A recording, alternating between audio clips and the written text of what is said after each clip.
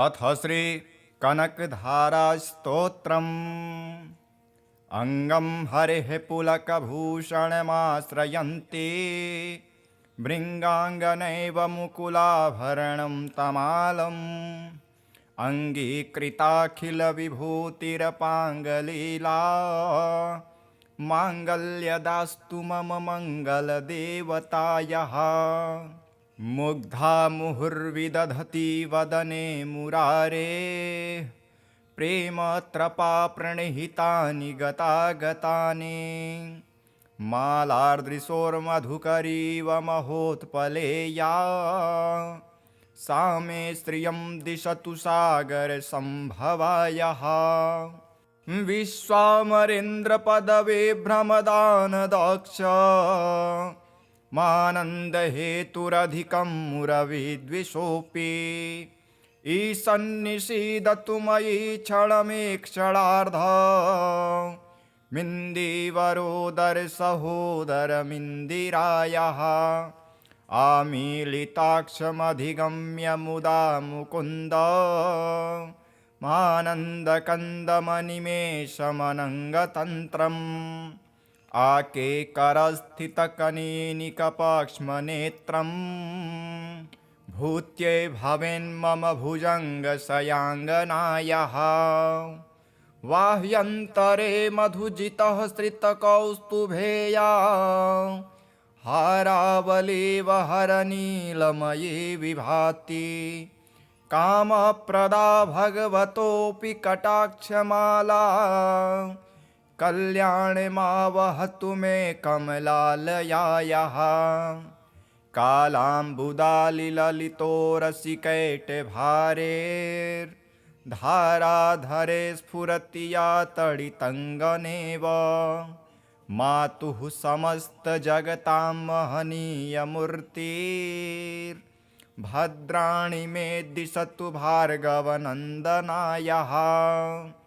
प्राप्तं पदं प्रथमतः किल यत् प्रभावान् माङ्गल्यभाजि मधुमाथिनि मन्मथेन मय्यापतेत्तदिह मन्थरमेक्षणार्धम् मन्दालसं च मकरालय कन्यकायाः। दद्यादयानुपवनो द्रविडाम्बुधारा मस्मिन्न किञ्चन विहङ्गशिशो विषण्ये दुष्कर्मधर्ममपनीय चिराय दूरम् नारायण प्रणयिनी नयनाम्बुवाहः इष्टाविशिष्टमतयोऽपि ययार्दयार्द दृष्टा त्रिविष्टपपदं सुलभं लभन्ते दृष्टिप्रहिष्टकमलोदरदीप्तिरिष्टां पुष्टिं कृषिष्ट मम पुष्करभीष्टरायः। गिरिदेवतेति गरुडध्वजसुन्दरीते शाकम्भरीति शशिशेखरवल्लभेते सृष्टिस्थितिप्रलयकेलिषु संस्थितायै तस्मै नमस्त्रिभुवनैकगुरोत्तरुण्यै श्रुत्यै नमस्तु शुभकर्मफलप्रसूत्यै रत्यै नमस्तु रमणीयगुणार्णवायै शक्त्यै नमस्तु शतपत्रनिकेतनायै पुष्ट्यै नमस्तु पुरुषोत्तमवल्लभायै नमोस्तु नालिकनिभाननायै नमोस्तु दुग्धोदधिजन्मभूत्यै नमोस्तु सोमामृतसोदरायै नमोस्तु नारायणवल्लभायै सम्पत्कराणि सकलेन्द्रियनन्दनानि साम्राज्यदानविभवानि सरोरुहाक्षि त्वद्वन्दनानि दुरिताहरणोद्यतानि मामेव मातरनिशं कलयन्तु मान्ये यत्कटाक्षसमुपासना विधिः सेवकस्य सकलार्थसम्पदः सन्तनोति वचनाङ्गमानसे स्वां मुरारिहृदयेश्वरीं भजे सरसिजनिलये सरोजहस्ते धवलतमांशुकगन्धमाल्यशोभे भगवति हरिवल्लभे मनोज्ञे त्रिभुवनभूतिकरे प्रसीद मह्यं दिग्धस्थिभिः कनककुम्भमुखावसृष्ट सर्वाहिनी विमलचारुजलप्लुताङ्गीं प्रातर्नमामि जगतां जननीमशेष लोकाधिनाथ गृहिणीममृताब्धिपुत्रीं कमले कमलाक्षवल्लभे त्वं करुणापूरतरङ्गितैरपाङ्गैः अवलोकय मां किञ्चनानां प्रथमं पात्रं कृत्रिमं दयायाः स्तुवन्ति ये स्तुतिभिरमुभिरन्वं त्रयीमयीं त्रिभुवनमातरं रमां गुणाधिका गुरुतरभाग्यभागिनो भवन्ति ते भुवि बुधभाविताशयः।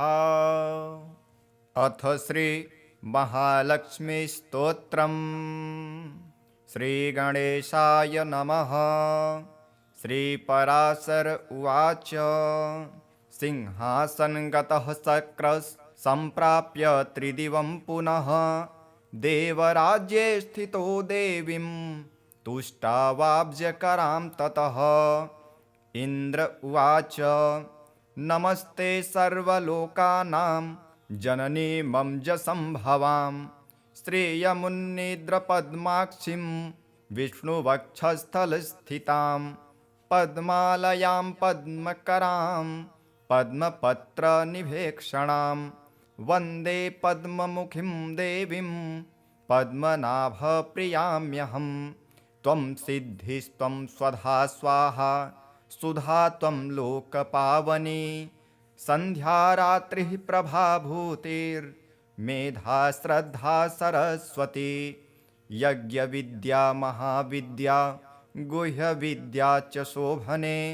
आत्मविद्या च देवी त्वं विमुक्तिफलदायिनी आन्वीक्षिकी त्रयी वार्ता दण्डनीतिस्त्वमेव च सौम्या सौम्यैर्जगद्रूपे त्वयैतद्देवि पूरितं का त्वन्या त्वमृते देवी सर्वयज्ञमयं वपुः आध्यास्ते देवदेवस्य योगचिन्त्यं गदाभृतः त्वया देवी परित्यक्तं सकलं भुवनत्रयं विनष्टप्रायमभवत्व येदानीं समेधितं दाराः पुत्रास्तथागारं सुहृद्धान्यधनादिकं भवत्येतन्महाभागे नित्यं तद्वीक्षणान्नृणां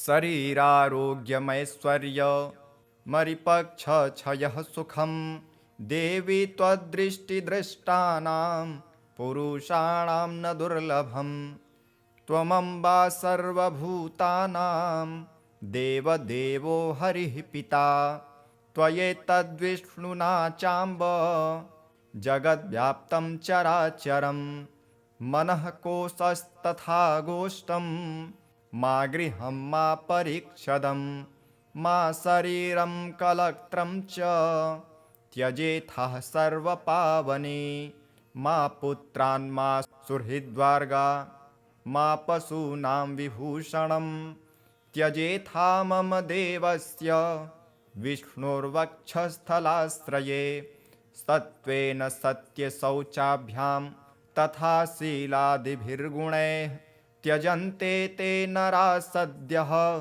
सत्यक्ता ये त्वयामले त्वयावलोकितः सद्यः शीलाद्यैरखिलैर्गुणैः कुलैश्वर्यश्च पूजन्ते पुरुषाः निर्गुणा अपि सस्लाद्यः सगुणी धन्यः स कुलीनः स बुद्धिमान् स सुरः स च विक्रान्तो यस्त्वया देवि वीक्षितः सद्यो वैगुण्यमायान्ति शीलाद्यः सकला गुणाः पराङ्मुखी जगद्धात्रे यस्य त्वं विष्णुवल्लभे न ते वर्णयितुं शक्ता गुणान् जिह्वापि द्वेधसे प्रसीद देवि पद्माक्षी मास्मां त्याक्षिः कदाचनः। श्रीपराशर उवाच एवं श्रीः संस्तुता सम्यक् प्राह हृष्टा शतक्रतुं शृण्वन्ता सर्वदेवानां सर्वभूतस्थिता द्विज। श्रीरुवाच परितुष्टास्मि देवेश स्तोत्रेणानेन ते हरेः वरं वृणीष्व यस्त्विष्टो वरदाहं तवागता। इन्द्र उवाच वरदा यदि मे देवी वरार्हो यदि वाप्यहं त्रैलोक्यं न त्वया त्याज्य एषं मेस्तु वरः परः स्तोत्रेण यस्तवैतेन त्वां तुष्यस्तब्धिसम्भवे स त्वया न परित्याज्यो द्वितीयोऽस्तु वरो मम। श्रीरुवाच त्रैलोक्यं त्रिदशः श्रेष्ठ न सत्यक्षामि वासव दत्तो वरो मया यं ते स्तोत्राराधनतुष्ट्या यश्च सायं तथा प्रातः स्तोत्रेणानेन मानवः स्तोष्यते चेन्न तस्याहं भविष्यामि पराङ्मुखी। श्रीपराशर उवाच एवं वरं ददो देवी देवराजाय वै पुरा मैत्रेय श्रीर्महाभागा स्तोत्राराधनतोषिता भृगोख्यातां समुत्पन्ना श्रीः पूर्वमुदधे पुनः देवदानवयत्नेन प्रसूतामृतमन्थने। एवं यदा जगत्स्वामी देवराजो जनार्दनः अवतारः करोत्येषा तदा श्रेष्ठस्य हायिनी पुनश्च पद्मा सम्भूता यदादित्यो भवद्धरिः यदा च भार्गवो रामस्तदा भूद्धरणित्वियं राघवत्वे भवत्सीता रुक्मिणी कृष्णजन्मनि। अन्येषु चावतारेषु विष्णुरेखानपायिनी देवत्वे देवदेहेयं मानुषत्वे च मानुषी विष्णुर्देहानुरूपां वै करोत्येषात्मनस्तनुं यश्चैतशृणुया जन्म लक्ष्म्या पञ्च पठेन्नरः श्रियो न विच्युतिस्तस्य गृहे यावत् कुलत्रयं पठ्यते येषु चैवर्षे गृहेषु श्रीस्तवं मुने अलक्ष्मीः कलहाधारा न ते स्वास्ते कदाचनः एतत्ते कथितं ब्रह्मन् यन्मा त्वं परिपृच्छसि क्षीराब्धोऽसिर्यथा जाता पूर्वं भृगुसुता सती। इति श्री विष्णुपुराणे महालक्ष्मीस्तोत्रं सम्पूर्णम्। अथ श्रीसूक्तम् ॐ हिरण्यवर्णां हरिणीं सुवर्णरजतस्रजां चन्द्रां हिरण्यमयीं लक्ष्मीं जातवेदो म आवह ताम् आवह जातवेदो लक्ष्मीमनपगामिनीं यस्यां हिरण्यं विन्देयं गामस्वं पुरुषानहम् अश्वपूर्वां रथमध्यां हस्तिनादप्रबोधिनीं श्रियं देवीमुपह्वये श्रीर्मा देवी जुषतां कां सोऽस्मितां हिरण्यप्रकारार्मार्दां ज्वलन्तीं तृप्तां तर्पयन्तीं पद्मे स्थितां पद्मवर्णां तामिहोपह्वये श्रियं चन्द्रां प्रभासां यशसा ज्वलन्तीं श्रियं लोके देवजुष्टामुदारां तां पद्मिनीं शरणमहं प्रपद्ये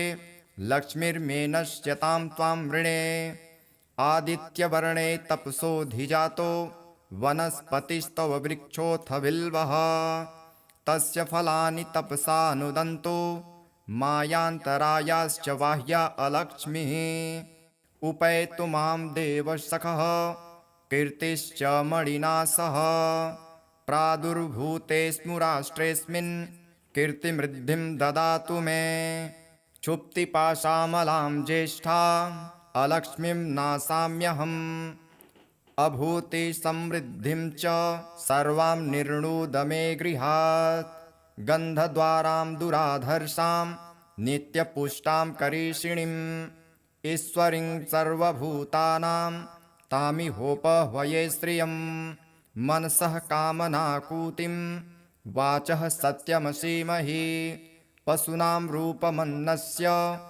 मयि श्रियः श्रयतां यशः कर्दमेन प्रजाभूता मयि सम्भव कर्दम श्रियं वासय मे कुले मातरं पद्ममालिनीम् आपः सृजन्तु स्निग्धानि चिक्लितवसमे गृहे नीचदेवीं मातरं श्रियं वासय मे कुले आर्द्रां पुष्करणीं पुष्टिं पिङ्गलां पद्ममालिनीं चन्द्रां हिरण्यमयीं लक्ष्मीं जातवेदो म आवह आर्द्रां यः करणीं यष्टिं सुवर्णां हेममालिनीं सूर्यां हिरण्यमयीं लक्ष्मीं जातवेदो म आवह ताम आवह जातवेदो लक्ष्मीमनपगामिनीं यस्यां हिरण्यं प्रभुतं गावो दास्योऽस्वान्विन्देयं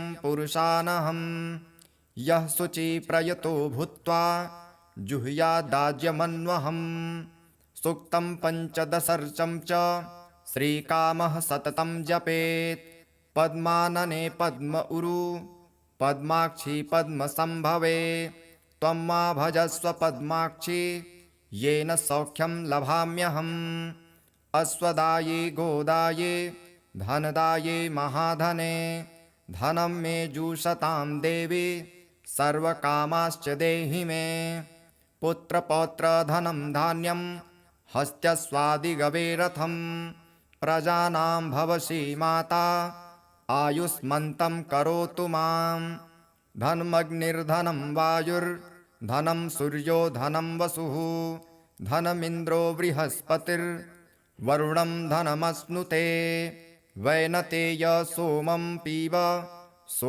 पीबतु वृत्रः सोमं धनस्य सोमिनो मह्यं ददातु सोमिनः न क्रोधो न च मात्सर्य न लोभो न शुभामतिः भवन्ति कृतपुण्यानां भक्तानां त्रिसूक्तं जपेत् सदा वर्षन्तुं ते विभावरी दिवो अभ्रस्य विद्युतः रोहन्तु सर्वबीजान् यवब्रह्मा द्विषोजहि पद्मप्रिये पद्मिनी पद्महस्ते पद्मालये पद्मदलायताक्षी विश्वप्रिये विष्णुमनोनुकूले त्वत्पादपद्मं मयि सन्निधस्त्व या सा पद्मासनस्था विपुल कटितटी पद्मपत्रायताक्षी गम्भीरावर्तनाभिस्तनभर नमिता शुभ्रवक्त्रोत्तरीया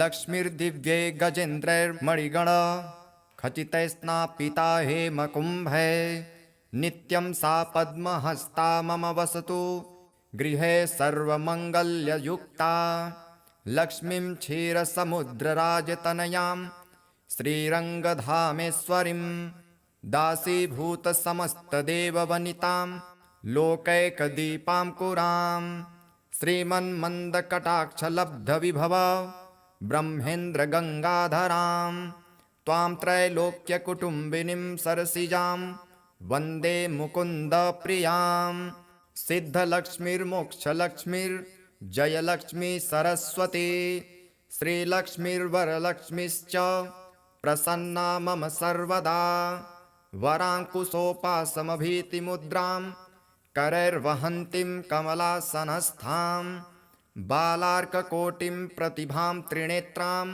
भजेऽहमाद्यां जगदीश्वरीं त्वां सर्वमङ्गलमाङ्गल्ये शिवे सर्वार्थसाधिके शरण्ये त्र्यम्बके गौरी नारायणि नमोऽस्तु ते नारायणि नमोऽस्तु ते नारायणि नमोऽस्तु ते सरसिजनिलये सरोजहस्ते धवलतरांशुकगन्धमाल्यशोभे भगवति हरिवल्लभे मनोज्ञे त्रिभुवनभूतिकरे प्रसीद मह्यम् विष्णुपत्नी क्षमां देवीं माधवीं माधवप्रियां विष्णुः प्रियसखीं देवीं नमाम्यच्युतवल्लभां महालक्ष्मी च विद्महे विष्णुपत्नी च धीमहि तन्नो लक्ष्मीः प्रचोदयात् श्रीवर्चस्य मायुष्यमारोग्य मा विधात् पवमान्महीयते धनं धान्यं पशुं बहुपुत्रलाभं शतसंवत्सरं दीर्घमायुः ऋणरोगादिदारिद्र्य पापक्षुदपमृत्यवः भयशोकमनस्तापा नश्यन्तु मम सर्वदा ॐ महादेव्यै च विद्महे विष्णुपत्नी च धीमहि तन्नो लक्ष्मीः प्रचोदयात् ॐ शान्तिः शान्तिः शान्तिः। अथ श्री कनकधारास्तोत्रम् अङ्गं हरेः पुलकभूषणमाश्रयन्ति भृङ्गाङ्गनैव मुकुलाभरणं तमालम् अङ्गीकृताखिलविभूतिरपाङ्गलीला माङ्गल्यदास्तु मम मङ्गलदेवतायाः मुग्धा मुहुर्विदधति वदने मुरारे प्रेमत्रपा प्रणिहितानि गतागतानि मालार्दृशोर्मधुकरीव महोत्पलेया सा मे श्रियं दिशतु सागरसम्भवायः विश्वामरेन्द्रपदविभ्रमदानदक्ष मानन्दहेतुरधिकं मुरविद्विषोऽपि ईशन्निषीदतु मयि क्षणमेक्षणार्ध मिन्दीवरोदरसहोदरमिन्दिरायाः आमीलिताक्षमधिगम्य मुदा मुकुन्द मानन्दकन्दमनिमेषमनङ्गतन्त्रम् आकेकरस्थितकनीनिकपाक्ष्मनेत्रम् भूत्यै भवेन्मम भुजङ्गशयाङ्गनायाः बाह्यन्तरे मधुजितः श्रितकौस्तुभेया हारावलीव हरनीलमयी विभाति कामप्रदा भगवतोऽपि कटाक्षमाला कल्याणमावहतु मे कमलालयायाः कालाम्बुदालिललितोरसिकैटभारेर्धाराधरे स्फुरति या तडितङ्गनेव मातुः समस्तजगतां महनीयमूर्तिर्भद्राणि मे दिशतु भार्गवनन्दनायाः प्राप्तं पदं प्रथमतः किल यत् प्रभावान् माङ्गल्यभाजि मधुमाथिनि मन्मथेन मय्यापतेत्तदिह मन्थरमेक्षणार्धम् मन्दालसं च मकरालय कन्यकायाः दद्यादयानुपवनो द्रविडाम्बुधारा मस्मिन्न किञ्चन विहङ्गशिशो विषण्ये दुष्कर्मधर्ममपनीय चिराय दूरम् नारायणप्रणयिनी नयनाम्बुवाहः इष्टाविशिष्टमतयोऽपि ययार्दयार्द दृष्टा त्रिविष्टपपदं सुलभं लभन्ते दृष्टिप्रहिष्टकमलोदरदीप्तिरिष्टां पुष्टिं कृषिष्ट मम पुष्करविष्टरायः गिरिदेवतेति गरुडध्वजसुन्दरीते शाकम्भरीति शशिशेखरवल्लभेते सृष्टिस्थितिप्रलयकेलिषु संस्थितायै तस्मै नमस्त्रिभुवनैकगुरोत्तरुण्यै श्रुत्यै नमस्तु शुभकर्मफलप्रसूत्यै रत्यै नमस्तु रमणीयगुणार्णवायै शक्त्यै नमस्तु शतपत्रनिकेतनायै पुष्ट्यै नमस्तु पुरुषोत्तमवल्लभायै नमोऽस्तु नालिकनिभाननायै नमोऽस्तु दुग्धोदधिजन्मभूत्यै नमोऽस्तु सोमामृतसोदरायै नमोऽस्तु नारायणवल्लभायै सम्पत्कराणि सकलेन्द्रियनन्दनानि साम्राज्यदानविभवानि सरोरुहाक्षि त्वद्वन्दनानि दुरिताहरणोद्यतानि मामेव मातरनिशं कलयन्तु मान्ये यत्कटाक्षसमुपासनाविधिः सेवकस्य सकलार्थसम्पदः सन्तनोति वचनाङ्गमानसे स्वां मुरारिहृदयेश्वरीं भजे सरसिजनिलये सरोजहस्ते धवलतमांशुकगन्धमाल्यशोभे भगवति हरिवल्लभे मनोज्ञे त्रिभुवनभूतिकरे प्रसीद मह्यं दिग्धस्थिभिः कनककुम्भमुखावसृष्ट सर्वाहिनी विमलचारुजलप्लुताङ्गीं प्रातर्नमामि जगतां जननीमशेष लोकाधिनाथ गृहिणीममृताब्धिपुत्रीं कमले कमलाक्षवल्लभे त्वं करुणापूरतरङ्गितैरपाङ्गैः अवलोकय माम किञ्चनानां प्रथमं पात्रं कृत्रिमं दयायाः स्तुवन्ति ये स्तुतिभिरमुभिरन्वं त्रयीमयीं त्रिभुवनमातरं रमां गुणाधिका गुरुतरभाग्यभागिनो भवन्ति ते भुवि बुधभाविताशयः। अथ श्री महालक्ष्मीस्तोत्रम्। श्रीगणेशाय नमः। श्रीपराशर उवाच सिंहासनगतः शक्रः सम्प्राप्य त्रिदिवं पुनः देवराज्ये स्थितो देवीं तुष्टावाब्जकरां ततः इन्द्र उवाच नमस्ते सर्वलोकानां जननी मम्जसम्भवां श्रेयमुन्निद्रपद्माक्षीं विष्णुवक्षस्थलस्थितां पद्मालयां पद्मकरां पद्मपत्रनिभेक्षणां वन्दे पद्ममुखीं देवीं पद्मनाभप्रियाम्यहं त्वं सिद्धिस्त्वं स्वधा स्वाहा सुधा त्वं लोकपावनी सन्ध्या रात्रिः प्रभाभूतिर्मेधा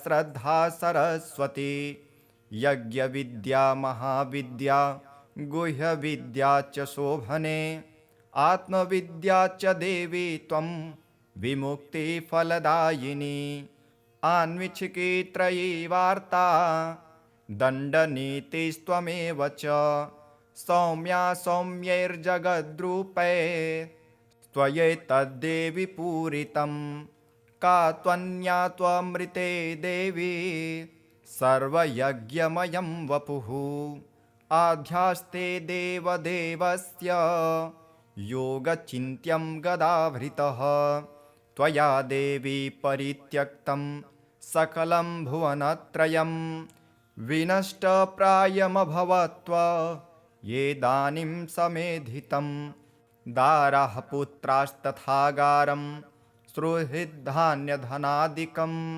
भवत्येतन्महाभागे नित्यं तद्वीक्षणान्नृणां शरीरारोग्यमैश्वर्यमरिपक्षक्षयः सुखं देवी त्वद्दृष्टिदृष्टानां पुरुषाणां न दुर्लभम् त्वमम्बा सर्वभूतानां देवदेवो हरिः पिता त्वयैतद्विष्णुना चाम्ब जगद्व्याप्तं चराचरं मनः कोशस्तथा गोष्ठं मा गृहं मा परीक्षदं मा शरीरं कलत्रं च त्यजेथः सर्वपावने मा पुत्रान् मा सुहृद्वर्गा मा पशूनां विभूषणं त्यजेथा मम देवस्य विष्णुर्वक्षस्थलाश्रये सत्त्वेन सत्यशौचाभ्यां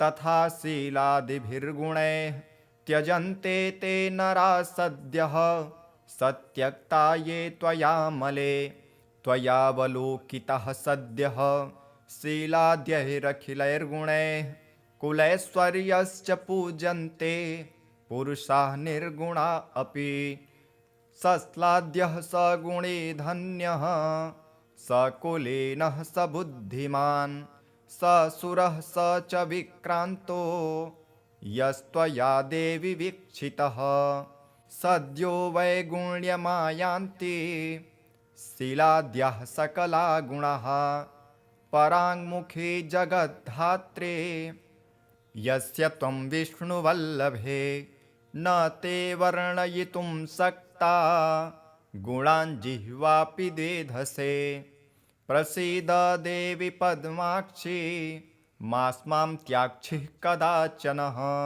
श्रीपराशर उवाच एवं श्रीः संस्तुता सम्यक् प्राह हृष्टा शतक्रतुं शृण्वन्ता सर्वदेवानां सर्वभूतस्थिता द्विज श्रीरुवाच परितुष्टास्मि देवेश स्तोत्रेणानेन ते हरेः वरं वृणीष्व यस्त्विष्टो वरदाहं तवागता इन्द्र उवाच वरदा यदि मे देवी वरार्हो यदि वाप्यहं त्रैलोक्यं न त्वया त्याज्य एषं मेस्तु वरः परः स्तोत्रेण यस्तवैतेन त्वां तुष्यस्तब्धिसम्भवे स त्वया न परित्याज्यो द्वितीयोऽस्तु वरो मम श्रीरुवाच त्रैलोक्यं त्रिदशः श्रेष्ठ न सत्यक्षामि वासव दत्तो वरो मयायं ते स्तोत्राराधनतुष्ट्या यश्च सायं तथा प्रातः स्तोत्रेणानेन मानवः स्तोष्यते चेन्न तस्याहं भविष्यामि पराङ्मुखी श्रीपराशर उवाच एवं वरं ददो देवी देवराजाय वै पुरा मैत्रेय श्रीर्महाभागा स्तोत्राराधनतोषिता भृगोख्यातां समुत्पन्ना श्रीः पूर्वमुदधेः पुनः देवदानवयत्नेन प्रसूतामृतमन्थने एवं यदा जगत्स्वामी देवराजो जनार्दनः अवतारः करोत्येषा तदा श्रीस्तस्य हायिनी पुनश्च पद्मा सम्भूता यदादित्यो भवद्धरिः यदा च भार्गवो रामस्तदा भूद्धरणित्वियं राघवत्वे भवत्सीता रुक्मिणी कृष्णजन्मनि अन्येषु चावतारेषु विष्णुरेखानपायिनी देवत्वे देवदेहेयं मानुषत्वे च मानुषी विष्णुर्देहानुरूपां वै करोत्येषात्मनस्तनुं यश्चैतशृणुया जन्म लक्ष्म्या पञ्च पठेन्नरः श्रियो न विच्युतिस्तस्य गृहे यावत्कुलत्रयं पठ्यते येषु च वर्षे गृहेषु श्रीस्तवं मुने अलक्ष्मीः कलहाधारा न ते स्वास्ते कदाचनः एतत्ते कथितं ब्रह्मन् यन्मा त्वं परिपृच्छसि क्षीराब्धोऽसिर्यथा जाता पूर्वं भृगुसुता सती। इति श्री विष्णुपुराणे महालक्ष्मीस्तोत्रं सम्पूर्णम्। अथ श्रीसूक्तम्। ॐ हिरण्यवर्णां हरिणीं सुवर्णरजतस्रजां चन्द्रां हिरण्यमयीं लक्ष्मीं जातवेदो म आवह। ताम् आवह जातवेदो लक्ष्मीमनपगामिनीं यस्यां हिरण्यं विन्देयं गामस्वं पुरुषानहम्। अश्वपूर्वां रथमध्यां हस्तिनादप्रबोधिनीं श्रियं देवीमुपह्वये श्रीर्मा देवी जुषतां। कां सोऽस्मितां हिरण्यप्रकारार्मार्दां ज्वलन्तीं तृप्तां तर्पयन्तीं पद्मे स्थितां पद्मवर्णां तामिहोपह्वये श्रियं। चन्द्रां प्रभासां यशसा ज्वलन्तीं श्रियं लोके देवजुष्टामुदारां तां पद्मिनीं शरणमहं प्रपद्ये लक्ष्मीर्मे नश्यतां त्वां वृणे। आदित्यवर्णे तपसोऽधिजातो वनस्पतिस्तव वृक्षोऽथ बिल्वः तस्य फलानि तपसानुदन्तो मायान्तरायाश्च बाह्या अलक्ष्मीः। उपैतु मां देवसखः कीर्तिश्च मणिना सह प्रादुर्भूतेऽस्मु राष्ट्रेऽस्मिन् कीर्तिमृद्धिं ददातु मे।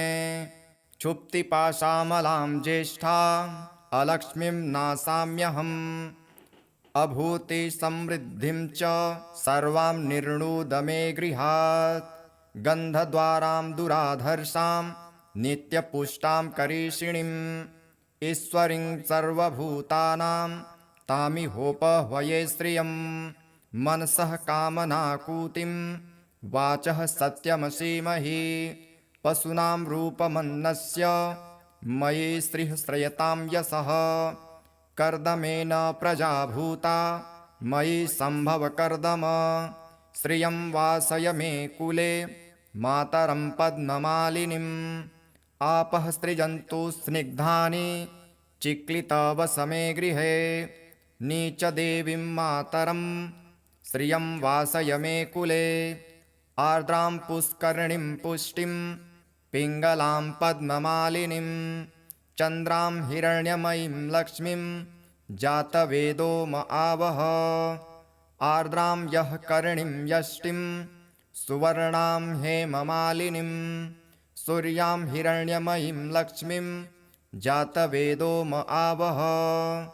ताम आवह जातवेदो लक्ष्मीमनपगामिनीं यस्यां हिरण्यं प्रभुतं गावो दास्योऽस्वान् विन्देयं पुरुषानहम्। यः शुचिप्रयतो भूत्वा जुह्यादाज्यमन्वहम् सूक्तं पञ्चदशर्चं च श्रीकामः सततं जपेत्। पद्मानने पद्म उरु पद्माक्षी पद्मसम्भवे त्वं मा भजस्व पद्माक्षी येन सौख्यं लभाम्यहम्। अश्वदाये गोदाये धनदाये महाधने धनं मे जुषतां देवी सर्वकामाश्च देहि मे। पुत्रपौत्रधनं धान्यं हस्त्यस्वादिगवे रथं प्रजानां भवसि माता आयुष्मन्तं करोतु मां। धनमग्निर्धनं वायुर्धनं सूर्यो धनं वसुः धनमिन्द्रो बृहस्पतिर्वरुणं धनमश्नुते। वैनतेय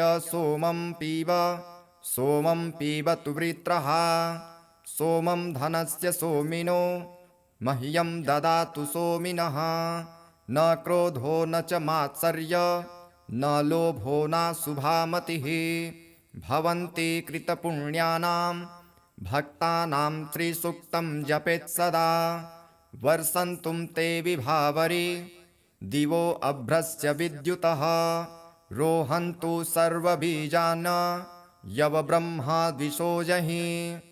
पद्मप्रिये पद्मिनी पद्महस्ते पद्मालये पद्मदलायताक्षी विश्वप्रिये विष्णुमनोनुकूले त्वत्पादपद्मं मयि सन्निधस्त्व या सा पद्मासनस्था विपुल कटितटी पद्मपत्रायताक्षी गम्भीरावर्तनाभिस्तनभर नमिता शुभ्रवक्त्रोत्तरीया लक्ष्मीर्दिव्ये गजेन्द्रैर्मणिगण खचितैस्नापिता हेमकुम्भे नित्यं सा पद्महस्ता मम वसतु गृहे सर्वमङ्गल्ययुक्ता लक्ष्मीं क्षीरसमुद्रराजतनयां श्रीरङ्गधामेश्वरीं दासीभूतसमस्तदेववनितां लोकैकदीपां कुरां श्रीमन्मन्दकटाक्षलब्धविभव ब्रह्मेन्द्रगङ्गाधरां त्वां त्रैलोक्यकुटुम्बिनीं सरसिजां वन्दे मुकुन्दप्रियां सिद्धलक्ष्मीर्मोक्षलक्ष्मीर्जयलक्ष्मी सरस्वती श्रीलक्ष्मीर्वरलक्ष्मीश्च प्रसन्ना मम सर्वदा वराङ्कुशोपासमभीतिमुद्रां करैर्वहन्तीं कमलासनस्थां बालार्ककोटिं प्रतिभां त्रिनेत्रां भजेऽहमाद्यां जगदीश्वरीं त्वां सर्वमङ्गलमाङ्गल्ये शिवे सर्वार्थसाधिके शरण्ये त्र्यम्बके गौरी नारायणि नमोऽस्तु ते नारायणि नमोऽस्तु ते नारायणि नमोऽस्तु ते सरसिजनिलये सरोजहस्ते धवलतरांशुकगन्धमाल्यशोभे भगवति हरिवल्लभे मनोज्ञे त्रिभुवनभूतिकरे प्रसीद मह्यं विष्णुपत्नी क्षमां देवीं माधवीं माधवप्रियां विष्णुः प्रियसखीं देवीं नमाम्यच्युतवल्लभां महालक्ष्मी च विद्महे विष्णुपत्नी च धीमहि तन्नो लक्ष्मीः प्रचोदयात् श्रीवर्चस्य मायुष्यमारोग्य मा विधात् पवमान् महीयते धनं धान्यं पशुं बहुपुत्रलाभं शतसंवत्सरं दीर्घमायुः ऋणरोगादिदारिद्र्य पापक्षुदपमृत्यवः भयशोकमनस्तापा नश्यन्तु मम सर्वदा ॐ महादेव्यै च विद्महे विष्णुपत्नी च धीमहि तन्नो लक्ष्मीः प्रचोदयात् ॐ शान्तिः शान्तिः शान्तिः। अथ श्री कनकधारास्तोत्रम् अङ्गं हरेः पुलकभूषणमाश्रयन्ति भृङ्गाङ्गनैव मुकुलाभरणं तमालम् अङ्गीकृताखिलविभूतिरपाङ्गलीला माङ्गल्यदास्तु मम मङ्गलदेवतायः मुग्धा मुहुर्विदधति वदने मुरारे प्रेमत्रपा प्रणिहितानि गतागतानि मालार्दृशोर्मधुकरीव महोत्पलेया सा मे श्रियं दिशतु सागरसम्भवायः विश्वामरेन्द्रपदवे भ्रमदानदक्ष मानन्दहेतुरधिकं मुरविद्विषोऽपि ईशन्निषीदतु मयि क्षणमेक्षणार्ध मिन्दीवरोदरसहोदरमिन्दिरायः आमीलिताक्षमधिगम्य मुदा मुकुन्द मानन्दकन्दमनिमेषमनङ्गतन्त्रम् आकेकरस्थितकनीनिकपाक्ष्मनेत्रम् भूत्यै भवेन्मम भुजङ्गशयाङ्गनायः वाह्यन्तरे मधुजितः श्रितकौस्तुभेया हारावलीव हरनीलमयी विभाति कामप्रदा भगवतोऽपि कटाक्षमाला कल्याणमावहतु मे कमलालयायाः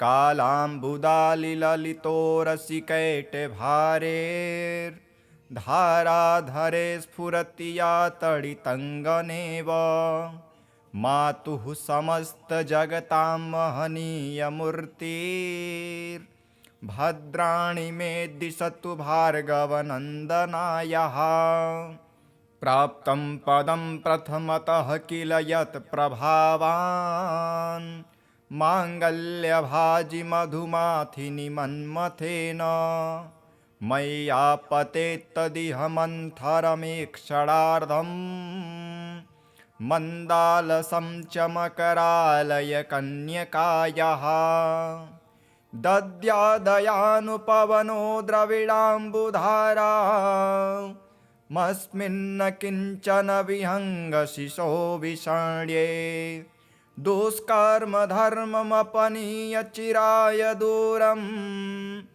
नारायण प्रणयिनी नयनाम्बुवाहः इष्टाविशिष्टमतयोऽपि ययार्दयार्द दृष्टा त्रिविष्टपपदं सुलभं लभन्ते दृष्टिप्रहिष्टकमलोदरदीप्तिरिष्टां पुष्टिं कृषिष्ट मम पुष्करभीष्टरायः गिरिदेवतेति गरुडध्वजसुन्दरीते शाकम्भरीति शशिशेखरवल्लभेते सृष्टिस्थितिप्रलयकेलिषु संस्थितायै तस्मै नमस्त्रिभुवनैकगुरोत्तरुण्यै श्रुत्यै नमस्तु शुभकर्मफलप्रसूत्यै रत्यै नमस्तु रमणीयगुणार्णवायै शक्त्यै नमस्तु शतपत्रनिकेतनायै पुष्ट्यै नमस्तु पुरुषोत्तमवल्लभायै नमोऽस्तु नालिकनिभाननायै नमोऽस्तु दुग्धोदधिजन्मभूत्यै नमोऽस्तु सोमामृतसोदरायै नमोऽस्तु नारायणवल्लभायै सम्पत्कराणि सकलेन्द्रियनन्दनानि साम्राज्यदानविभवानि सरोरुहाक्षि त्वद्वन्दनानि दुरिताहरणोद्यतानि मामेव मातरनिशं कलयन्तु मान्ये यत्कटाक्षसमुपासनाविधिः सेवकस्य सकलार्थसम्पदः सन्तनोति वचनाङ्गमानसे स्वां मुरारिहृदयेश्वरीं भजे सरसिजनिलये सरोजहस्ते धवलतमांशुकगन्धमाल्यशोभे भगवति हरिवल्लभे मनोज्ञे त्रिभुवनभूतिकरे प्रसीद मह्यम् दिग्धस्थिभिः कनककुम्भमुखावसृष्ट सर्वाहिनी विमलचारुजलप्लुताङ्गीं प्रातर्नमामि जगतां जननीमशेष लोकाधिनाथ गृहिणीममृताब्धिपुत्रीं कमले कमलाक्षवल्लभे त्वं करुणापूरतरङ्गितैरपाङ्गैः अवलोकय माम किञ्चनानां प्रथमं पात्रं कृत्रिमं दयायाः स्तुवन्ति ये स्तुतिभिरमुभिरन्वं त्रयीमयीं त्रिभुवनमातरं रमां गुणाधिका गुरुतरभाग्यभागिनो भवन्ति ते भुवि बुधभाविताशयः। अथ श्री महालक्ष्मीस्तोत्रम्। श्रीगणेशाय नमः। श्रीपराशर उवाच सिंहासनगतः शक्रः सम्प्राप्य त्रिदिवं पुनः देवराज्ये स्थितो देवीं तुष्टावाब्जकरां ततः। इन्द्र उवाच नमस्ते सर्वलोकानां जननी मम जसंभवां श्रेयमुन्निद्रपद्माक्षीं विष्णुवक्षस्थलस्थितां पद्मालयां पद्मकरां पद्मपत्रनिभेक्षणां वन्दे पद्ममुखीं देवीं पद्मनाभप्रियाम्यहं त्वं सिद्धिस्त्वं स्वधा स्वाहा सुधा त्वं लोकपावनी संध्या रात्रिः प्रभाभूतिर्मेधा श्रद्धा सरस्वती यज्ञविद्या महाविद्या गुह्यविद्या च शोभने आत्मविद्या च देवी त्वं विमुक्तिफलदायिनी आन्वीक्षिकी त्रयी वार्ता दण्डनीतिस्त्वमेव च सौम्या सौम्यैर्जगद्रूपे त्वयैतद्देवि पूरितं का त्वन्या त्वमृते देवी सर्वयज्ञमयं वपुः आध्यास्ते देवदेवस्य योगचिन्त्यं गदाभृतः त्वया देवी परित्यक्तं सकलं भुवनत्रयं विनष्टप्रायमभवत्व येदानीं समेधितं दारः पुत्रास्तथागारं सुहृद्धान्यधनादिकं भवत्येतन्महाभागे नित्यं तद्वीक्षणान्नृणां शरीरारोग्यमैश्वर्यमरिपक्षक्षयः सुखं देवी त्वद्दृष्टिदृष्टानां पुरुषाणां न दुर्लभम् त्वमम्बा सर्वभूतानां देवदेवो हरिः पिता त्वयैतद्विष्णुना चाम्ब जगद्व्याप्तं चराचरं मनः कोशस्तथा गोष्ठं मा गृहं मा परीक्षदं मा शरीरं कलत्रं च त्यजेथः सर्वपावने मा पुत्रान् मा सुहृद्वर्गा मा पशूनां विभूषणं त्यजेथा मम देवस्य विष्णुर्वक्षस्थलाश्रये सत्त्वेन सत्यशौचाभ्यां तथा शीलादिभिर्गुणैः त्यजन्ते ते नरा सद्यः सत्यक्ता ये त्वयामले त्वयावलोकितः सद्यः शीलाद्यैरखिलैर्गुणैः कुलैश्वर्यश्च पूजन्ते पुरुषाः निर्गुणा अपि सश्लाद्यः सगुणे धन्यः सकुलीनः स बुद्धिमान् ससुरः स च विक्रान्तो यस्त्वया देवि वीक्षितः सद्यो वैगुण्यमायान्ति शीलाद्यः सकला गुणाः पराङ्मुखे जगद्धात्रे यस्य त्वं विष्णुवल्लभे न ते वर्णयितुं शक्ता गुणान् जिह्वापि देधसे प्रसीद देवि पद्माक्षी मास्मां त्याक्षिः कदाचनः श्रीपराशर उवाच एवं श्रीः संस्तुता सम्यक् प्राह हृष्टा शतक्रतुं शृण्वन्ता सर्वदेवानां सर्वभूतस्थिता द्विज श्रीरुवाच परितुष्टास्मि देवेश स्तोत्रेणानेन ते हरेः वरं वृणीष्व यस्त्विष्टो वरदाहं तवागता इन्द्र उवाच वरदा यदि मे देवी वरार्हो यदि वाप्यहं त्रैलोक्यं न त्वया त्याज्य एषं मेस्तु वरः परः स्तोत्रेण यस्तवैतेन त्वां तुष्यस्तब्धिसम्भवे स त्वया न परित्याज्यो द्वितीयोऽस्तु वरो मम श्रीरुवाच त्रैलोक्यं त्रिदशः श्रेष्ठ न सत्यक्षामि वासव दत्तो वरो मयायं ते स्तोत्राराधनतुष्ट्या यश्च सायं तथा प्रातः स्तोत्रेणानेन मानवः स्तोष्यते चेन्न तस्याहं हविष्यामि पराङ्मुखी। श्रीपराशर उवाच एवं वरं ददो देवी देवराजाय वै पुरा। मैत्रेय श्रीर्महाभागा स्तोत्राराधनतोषिता। भृगोख्यातां समुत्पन्ना श्रीः पूर्वमुदधेः पुनः।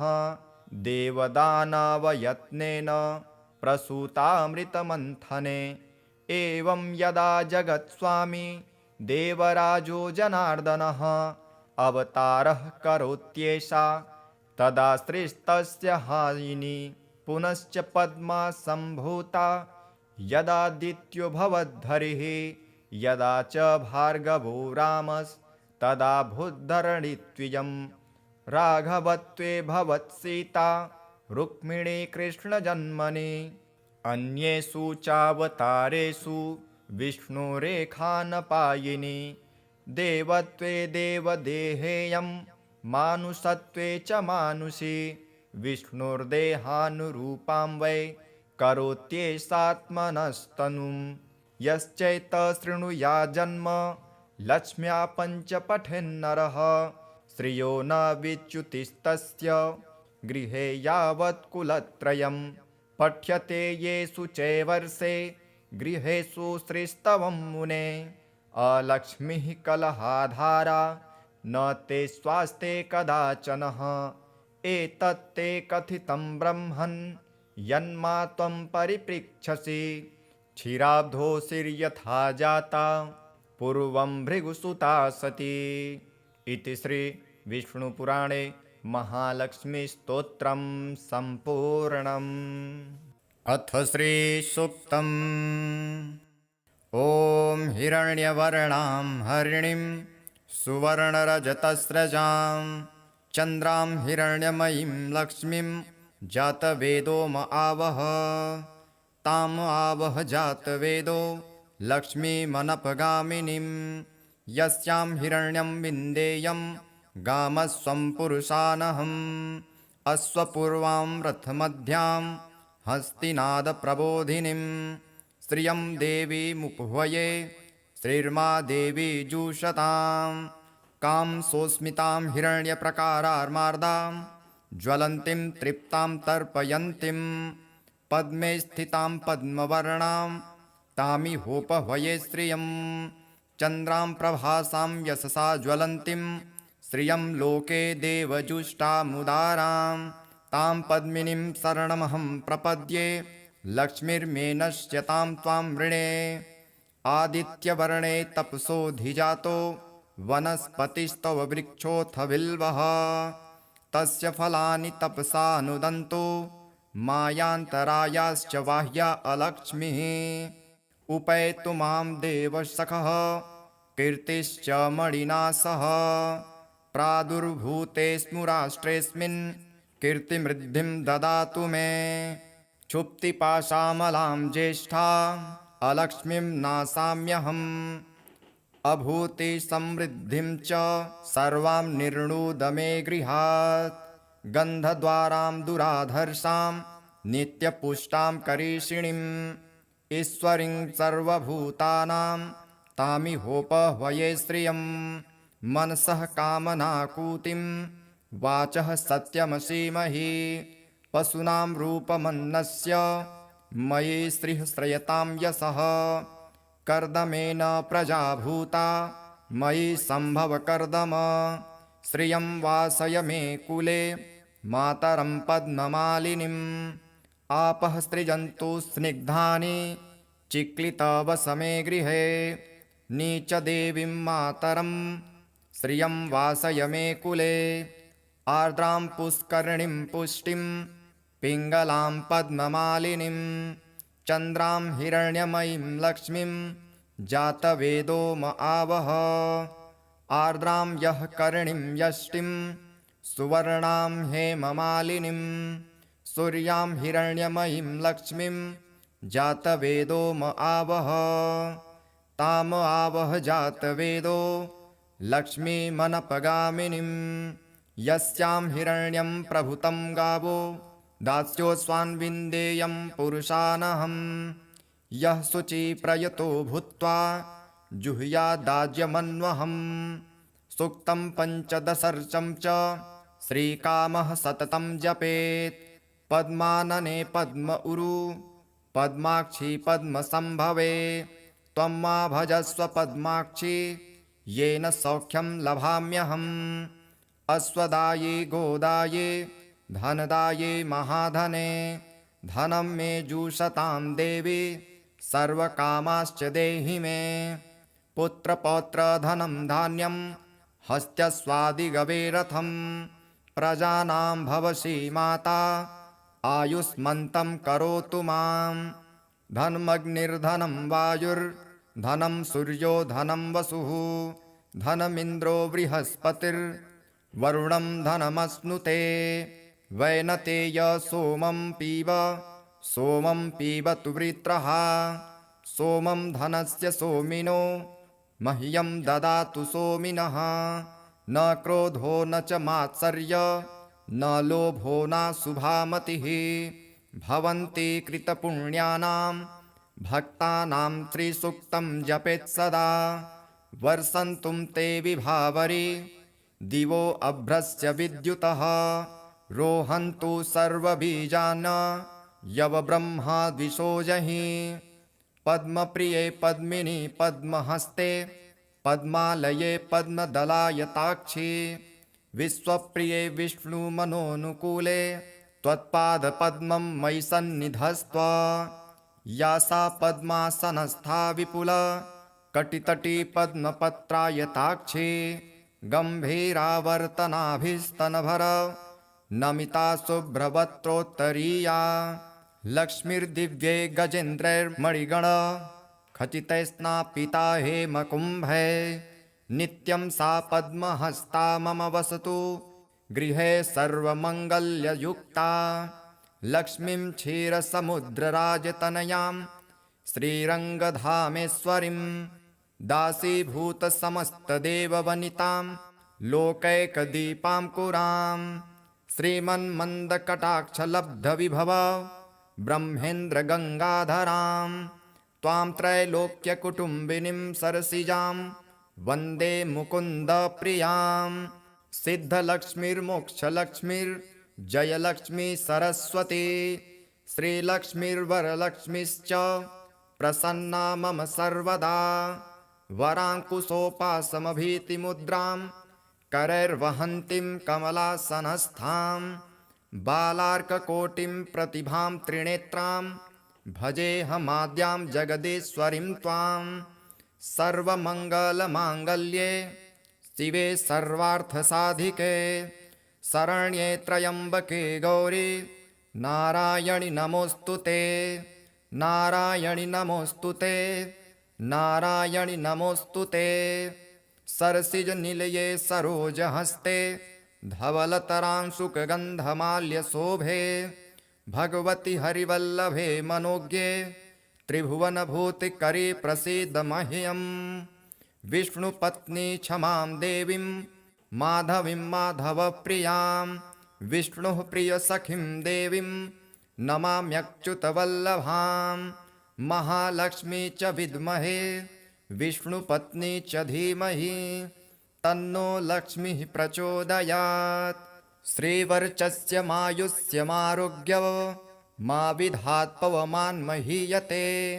धनं धान्यं पशुं बहुपुत्रलाभं शतसंवत्सरं दीर्घमायुः ऋणरोगादिदारिद्र्य पापक्षुदपमृत्यवः भयशोकमनस्तापा नश्यन्तु मम सर्वदा ॐ महादेव्यै च विद्महे विष्णुपत्नी च धीमहि तन्नो लक्ष्मीः प्रचोदयात् ॐ शान्तिः शान्तिः शान्तिः।